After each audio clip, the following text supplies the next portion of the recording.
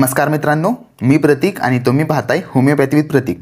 तर मित्रांनो, मागच्या 4-5 व्हिडिओमध्ये मी तुम्हाला होमिओपॅथिक ग्रुप्सबद्दल खूप माहिती दिली आणि त्याचे नोट्स आणि प्रत्येक व्हिडिओच्या शेवटी तुम्हाला एक छान अशी स्टोरी सांगितली, ज्या स्टोरीशी काही पॉईंट निगडीत करून तुम्ही ती जी ग्रुप आहे तो ग्रुप छान प्रकारे लक्षात ठेवू शकत होता। ठीक आहे, तर आजच तशाच प्रकारे ग्रुप आज मी तुम्हाला सांगतो। त्या ग्रुपचं नाव आहे नोझोड्स। ओके, तर सगळ्यांना माहिती असेल होमिओपॅथिक मेडिसिन कोणकोणत्यापासून बनवल्या जातात, त्यातीलच एक प्रकार आहे नोझोड्स। म्हणजेच काय, नोझोड्स कशापासून बनवले जातात, तर जे डिसीज पार्ट्स असतात किंवा डिसीज पार्ट्स जे सिक्रेशन असतं, ठीक आहे, त्यापासून ज्या रेमेडीज बनवल्या जातात त्याला म्हणतात नोझोड्स। आता नोझोड्सचं सर्वात पहिल्यांदा आपण क्लासिफिकेशन बघूया। तर क्लासिफिकेशनमध्ये सर्वात प्रथम येतात बेसिक नोझोड्स। ठीक आहे, म्हणजे सर्वात पहिल्यांदा ते बनवले गेले होते आणि बेसिक आहे जे म्हणजे कॉमन डिसीज वगैरे असतात त्यापासून जे बनवले जातात त्यामध्ये येतात सोरायनम, ट्युबरक्युलिनम, बॅसिलिनम, सिफिलिनम, मेडोरिनम आणि कार्सिनोसिन। म्हणजे सोरा म्हणजे जे काही एक्झिमा त्या टाईपचे त्यातून जे सिक्रेशन येतात त्यापासून जे बनवले जातात। ट्युबरक्युलिनम माहीत आहे सगळ्यांना, ट्युबरक्युलोसिस पस ॲस्पिरेशन करून। बॅसिलिनम पण त्याच प्रकारे, सिफिलिनम सिफिलिटिक शांकरेज किंवा चान्सर जे काय म्हणतात त्यापासून बनवले गेलेला। त्यानंतर मेडोरिनम आहे, ठीक आहे, म्हणजे मेडोरिनम मोस्ट ऑफली जे सायकोटिक डिसीजेस असतात त्यापासून बनवले जातात, जसे गोनोरिया। कार्सिनोसिन म्हणजे कॅन्सरपासून जो डिस्चार्ज वगैरे होईल त्यापासूनही बनवले जातात। त्याचनंतर आपण दुसरा त्याचा क्लासिफिकेशनमध्ये दुसरा ग्रुप आहे एक्झांथेम नोझोड्स। म्हणजे यामध्ये काय काय आले तर मॉर्बेलिनम आहे, पॅरोटिडिनम वॅक्सिनम, पर्टुसिन, डिफ्थेरिनम, अँथ्रासिनम, मॅलरिडिनम, व्हॅरिओलिनम, इन्फ्लुएन्झिनम। ठीक आहे, म्हणजेच जे काही शरीरावरती आपल्या रॅशेस येतात, जे बॉडीवरती इरप्शन वगैरे वेगवेगळ्या प्रकारचे रॅश येतात त्यापासूनही बनवले जातात। त्यामुळेच एक्झांथेमॅटस जे रॅश असतात त्यापासूनही बनवले, त्यामुळे याचं नाव काय पडलं आहे एक्झांथेम नोझोड्स। नंतर तिसरा ग्रुप आहे यापैकीच आयसोपॅथिक नोझोड्स। ठीक आहे, म्हणजे स्ट्रेप्टोकॉक्सिनम, न्यूमोकॉक्सिनम, स्टेफॅलोकॉक्सिन, मलेरिया ऑफिशिनालिस आणि त्यासोबत पायरोजन। म्हणजे या ठिकाणी जे पॉझिटिव्ह ऑर्गॅनिझम्स आहेत, ओके, जे ऑर्गॅनिझम आपल्या शरीरामध्ये आता स्ट्रेप्टोकोकस ग्रुपच्या स्पीशीज असतात बॅक्टेरिया, त्यापासून जे काही डिसीज आपल्याला होतात तर त्याच स्ट्रेप्टोकोकसपासून हे तयार केलेले मेडिसिन असतात। ठीक आहे, तर त्यात खाली आपण अजून एक्झाम्पल बघितले की निमोनियापासून जे काय आहेत निमोकॉक्सिन, स्टेफलोकॉक्सिन ह्या गोष्टी आहेत त्यामध्ये। त्यानंतर मित्रांनो दुसरा एक ग्रुप आहे इंटेस्टायनल नोझोड्स। यामध्ये 7 नोझोड्स आहेत, म्हणजे 7 रेमेडीज आहेत। यालाच म्हणतात बॅच नोझोड्स किंवा बॉवेल नोझोड्स। याला बॅच म्हणा किंवा बॅक म्हणा। ठीक आहे, काही जणांनी ऐकलं असेल बॅक फ्लावर रेमेडी। ठीक आहे, म्हणजे एन्झायटी वगैरे त्यासाठी कामाला येते, त्याचप्रकारे नोझोड्सचं हे नाव आहे। आता या ग्रुप ऑफ मेडिसिनमध्ये कशापासून मेडिसिन बनवलं जातात तर आपल्या गटमध्ये म्हणजे आपल्या GIT-मध्ये जे काही बॅक्टेरिया असतात, ठीक आहे, म्हणजे जे नॉन लॅक्टोज फर्मेंटिंग बॅक्टेरिया जे असतात त्यापासून बनवले गेलेल्या ह्या रेमेडीज आहेत आणि GIT केसेसमध्ये शक्य त्याचा वापर होतो। त्यानंतर दुसरा ग्रुप आहे अजून एक ऑटोजेनस नोझोड्स। ऑटोजेनस नोझोड्स म्हणजे आपण आयसोपॅथी किंवा टॉटोपॅथी हे म्हणू शकतो। म्हणजेच समजा एखाद्या माणसाला काही आजार झालेला आहे, एखादा अल्सरेशन वगैरे काय झाले, त्यातून डिस्चार्ज बाहेर येतात, तर तोच डिस्चार्ज घेऊन त्यापासून जे काय आपण मेडिसिन पोटेंटाइज करून बनवणार त्यांना म्हणणार आपण ऑटोजेनस नोझोड्स। ठीक आहे, त्यानंतर आहे इंडिकेशन्स, म्हणजे नोझोड कधी कधी वापरले पाहिजेत। नोझोड्स काय आपण रुटीनली प्रत्येक वापरत नाही, त्याचे काही इंडिकेशन्स असतात आणि काही कॉन्ट्रा इंडिकेशन असतात, हे दोन्ही पण सांगतो मी।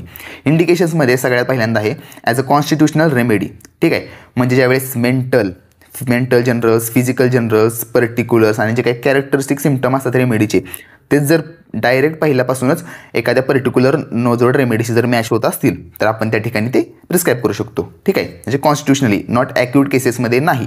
कॉन्स्टिट्युशनल आपण मेडिसिन कधी प्रिस्क्राईब करतो, जेव्हा आपल्याला रिकरन्स थांबवायचा असतो आणि क्रॉनिक केसेसमध्ये ती परत होऊ नये म्हणून। सेकंड पॉईंट आहे when well chosen remedy do not act due to chronic miasms. आता ह्याने म्हणणे क्रॉनिक मायझमचा शोध कसा लागला हे सर्वांना माहिती असेल। ज्यावेळी ॲक्यूट रेमेडी म्हणजे ॲक्यूट डिसीजेस जे आहेत ते परत रिकरंटली येत होते आणि काही डिसीजेस पूर्णपणे बरे होत नव्हते, त्याच्यामागं कारण काय असतं तर त्याच्यामागं असतो क्रॉनिक मायझम। म्हणजे काय, सोरा, सायकोसिस, सिफिलिस हे 3 टाईपचे मायझम त्यामागे असू शकतात।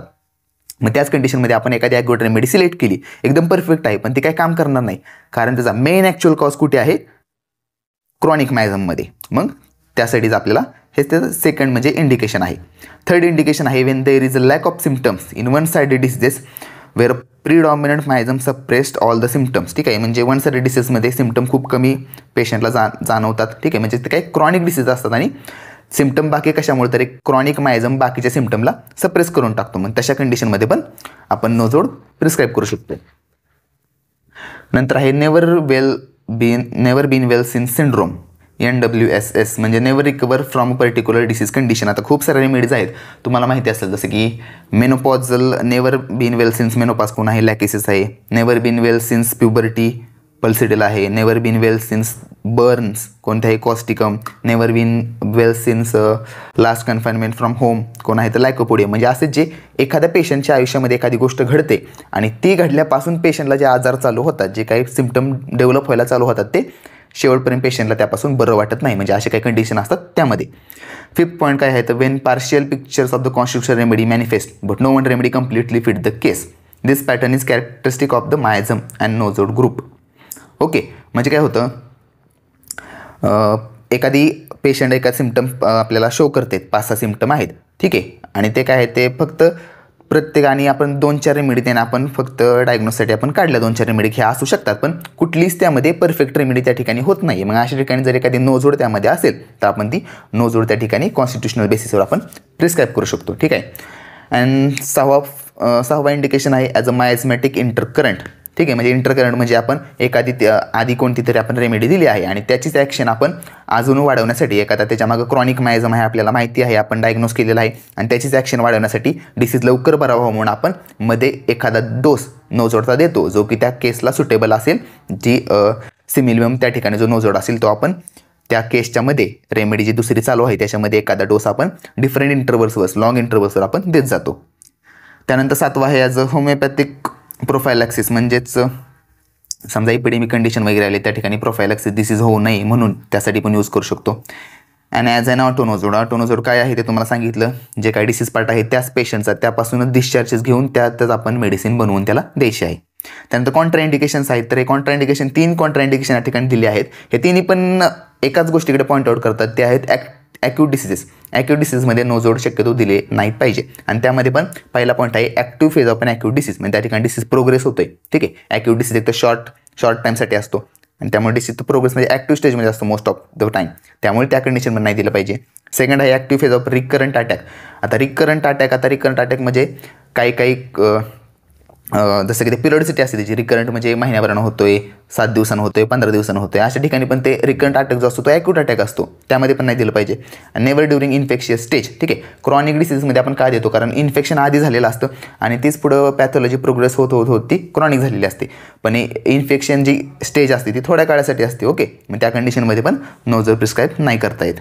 हे झाले 3 कॉन्ट्राइंडिकेशन्स. त्यासोबत थर्मली नोझोडचे चिली आहेत, ओके.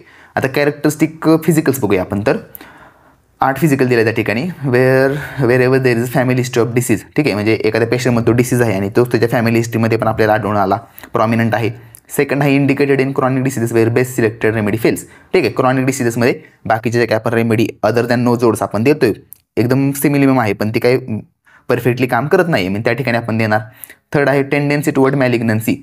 जे काही कंडिशन आहेत त्या मॅलिग्नन्सी टुवर्ड्स त्याची टेंडेन्सी म्हणजे मॅलिग्नंट कंडिशन प्रोड्यूस होत आहेत. क्रेविंग फॉर अल्कोहॉलसाठी क्रेविंग खूप जास्त असते. And great amelioration by profuse perspiration. जेवढा जास्त पेशंटला घामील, पेशंटला खूप छान वाटतं, खूप ॲम्युलेट होतो पेशंट. त्यानंतर 6वा पॉईंट आहे offensiveness of all discharges and secretions. जे काही डिस्चार्जेस आहे, सिक्रिशन आहे, क्रॉनिक कंडिशन आहे त्यामुळे ते ऑफेन्सिव्ह असणारच. हिमोरेज आहेत, ब्लॅकिश टाईपचे हिमोरेजेस. आणि त्यासोबत trembling all over the body, intense nervousness and great debility, okay. Trembling, body पूर्ण थकून गेलेला आहे क्रॉनिक डिसीजने, पूर्ण त्याचा पाथ कव्हर केल्यामुळे बॉडीमध्ये खूप जास्त डेबिलिटी आणि नर्वसनेस पण आलेला आहे. तर यासाठी स्टोरी एक छोटी बनवली आहे. शक्यतो स्टोरीची काही गरज मला वाटत नव्हती, तरी पण लक्षात ठेवण्यासाठी बनवली. तर स्टोरी अशी आहे की एक माणूस लक्षात घ्यायचा, ठीक आहे. त्या माणसाला TB असतो, ट्युबरक्युलोसिस, पण त्याला माहीत नसतं. मग तो खोकला सतत येत असतो, त्याला 2-3 महिन्यात खोकला. मग तो डॉक्टरकडे जातो आणि तो डॉक्टर डायग्नोस करतो. डॉक्टर त्याला सांगतो की तुम्हाला TB आहे. मग तो विचारतो तुमच्या फॅमिलीमध्ये TB होता का, ठीक आहे. मग फॅमिलीमध्ये TB होता का, तर हा म्हणतो आईला TB होता. मग हे काय झालं, फॅमिली हिस्ट्री. फॅमिली हिस्ट्री आहे डिसीजची, हे यातून लक्षात ठेवायचं, ठीक आहे. आणि डॉक्टर सांगतो की TBचं इन्फेक्शन तुम्हाला खूप आधी झालं आहे, पण सिम्पटम हे आता यायला लागलेत. मग काय, तो क्रॉनिक डिसीज आहे. TB क्रॉनिक डिसीज असतो हे पण सगळ्यांना माहिती आहे, ठीक आहे. म्हणजे क्रॉनिक डिसीजसाठी तो उपयोगी आहे. त्यासोबत आता काय होतं, मग महिन्याभरानं तो परत डॉक्टरकडे जातो आणि रिपोर्ट वगैरे येतात त्याला बाकीचे, आणि बाकीचे रिपोर्ट आल्यानंतर त्यात आढळून येतं की TBचं पुढं मॅलिग्नन्सीमध्ये रूपांतर व्हायला लागलं आहे. आता हे ऐकून तो पेशंट खूप जास्त घाबरतो, एका ठिकाणी बसलेला असतो, डोक्यात विचार येतात, अरे मला तर कॅन्सर झाला, आता काय करू मी, हातपाय थरथर थरथर कापायला लागतात, मग काय trembling all over the body, एकदम शरीराला पूर्ण शरीर घामाघूम होऊन जातं, सोबत त्या घामाचा खूप जास्त वास येत असतो. ठीक आहे, आता काय होतं, मग पूर्ण घाम यायला लागतो, पूर्ण तो घामाने भिजून जातो, पण घाम झाल्यानंतर त्याला थोडं बरं वाटतं. मग तोपर्यंत तिकडून हॉस्पिटलचा स्टाफ आलेला असतो, तो म्हणतो अरे किती घाण वास मारतो याचा, बाहेर जा म्हणतो उठून इथून, आणि त्याला तो बाहेर पाठवतो. पण पेशंटला कसं बरं वाटतं असतं, पण त्याच्या मनात असतं की मला आता कॅन्सर झाला आहे. मग आता त्याला खूप टेन्शन आलेलं असतं, टेन्शन आल्यानंतर तो काय करतो, मग जातो आणि दारू पितो. आता नॉर्मली जे माणसं आहेत टेन्शन आल्यानंतर ड्रिंक करतात. ठीक आहे, म्हणजेच आपण लक्षात ठेवायचं की क्रेविंग ऑफ अल्कोहोल खूप जास्त आहे. त्या ठिकाणी प्रोपिस पर्स्पिरेशन ॲम्युलरेशन ते पण झालं. पर्स्पिरेशन कसं आहे ऑफेन्सिव्ह, तो पण पॉईंट झाला. त्यासोबत तो घरी जातो, घरी गेल्यानंतर TB तर आहे, खोकला येत असतो, खोकता रुमालावरती त्याला दिसतात रक्ताचे काही डाग, एकदम ब्लॅकिश कलरचं रक्त असतं. ठीक आहे, आता पिक्चरमध्ये आपण बघता TB दाखवायचा असला तर शक्यतो जास्त खोकल्यापेक्षा तोंडातून रक्त येतं हे जास्त दाखवतात, ते आपण त्यांना लक्षात ठेवायचं. ओके, तर हे झाली याची छोटीशी स्टोरी.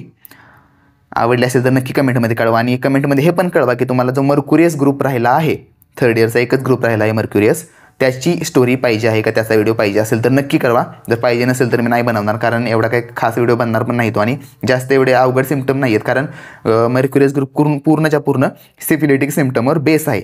ठीक आहे, जर तुम्हाला पाहिजे असेलच तर मी नक्की बनवीन, त्यामुळं कमेंटमध्ये नक्की कळवा. तोपर्यंत नमस्कार, भेटूया पुढच्या व्हिडिओमध्ये.